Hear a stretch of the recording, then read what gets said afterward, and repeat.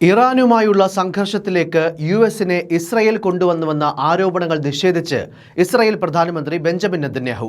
Donald ട്രംപിനോട് ആർക്കെങ്കിലും എന്ത് ചെയ്യണമെന്ന് പറയാൻ കഴിയുമോ എന്നും നെതന്യാഹു ചോദിച്ചു.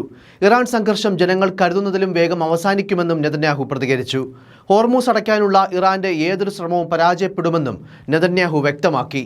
ഹോർമൂസ് അടയ്ക്കുമെന്ന് പറഞ്ഞ് ഇറാൻ ലോകത്തെ ബ്ലാക്ക്മെയിൽ ചെയ്യുന്നത് വിലപ്പോകില്ലെന്നും നെതന്യാഹു വാർത്താസമ്മേളനത്തിൽ അറിയിച്ചു.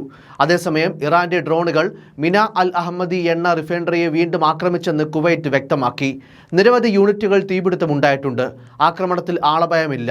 തീ നിയന്ത്രണ വിധേയമാക്കാൻ ശ്രമം തുടരുകയാണ്.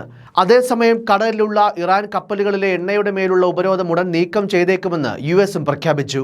ഹോർമൂസ് കടലിടുക്ക് ഇറാൻ അടച്ചിട്ടതിനെ തുടർന്ന് എണ്ണവില വർദ്ധിക്കുന്നത് തടയാനാണ് യുഎസിന്റെ ശ്രമം.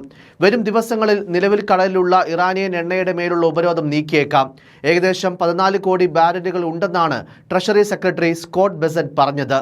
കപ്പലുകളിൽ കുടുങ്ങിക്കിടക്കുന്ന റഷ്യൻ എണ്ണ വിൽക്കാൻ അനുമതി നൽകി സമാനമായ നടപടി ട്രഷറി വകുപ്പ് അടുത്തിടെ സ്വീകരിച്ചിരുന്നു.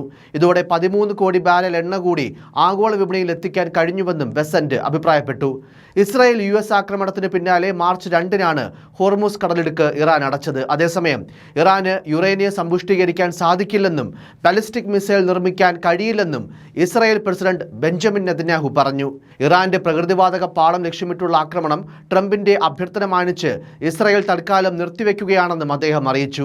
ഇറാനെതിരായ യുദ്ധത്തിന്റെ ലക്ഷ്യം ആണവ ബാലിസ്റ്റിക് മിസൈൽ ഭീഷണികളെ ഇല്ലാതാക്കുക എന്നതും ഇറാനിയൻ ജനതയ്ക്ക് സ്വന്തം വിധി നിയന്ത്രിക്കാനുള്ള സ്വാതന്ത്ര്യം നേടാനുള്ള സാഹചര്യം ഒരുക്കുന്നതുമാണെന്നും നെതന്യാഹു വ്യക്തമാക്കി.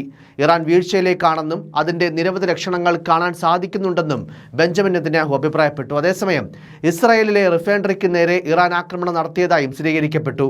ഇസ്രായേലിലെ ഹഫിയ റിഫൈനറിക്ക് നേരെയാണ് ബോംബാക്രമണം ഉണ്ടായത്.